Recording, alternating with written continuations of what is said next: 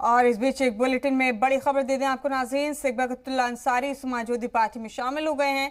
अंबिका चौधरी भी समाजवादी पार्टी में शामिल हो गए। अंबिका चौधरी अपने बेटे के साथ सपा में शामिल हुए।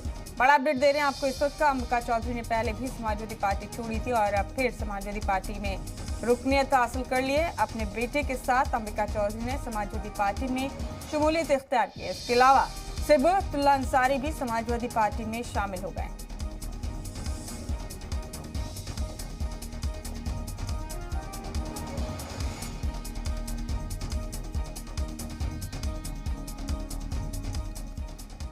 और एक और बड़ी खबर दे दें आपको यूपी से ही। यूपी की सियासत के मुतालिक की बड़ी खबर है। प्रगतिशील समाजवादी पार्टी के सदर शिवपाल यादव से चंद्रशेखर रावण ने मुलाकात की है।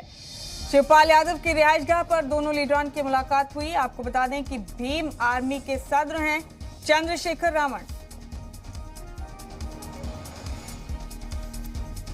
बड़ा अपडेट दे रहे हैं आपको इस वक्त का।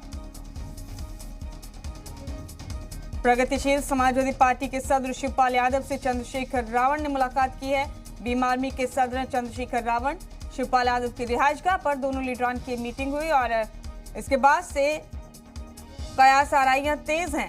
बता दें आपको कि जल्द असेंबली इंतखाब होने वाले हैं यूपी रियासत में और इसी हवाले से इस खबर को काफी अहम माना जा रहा है।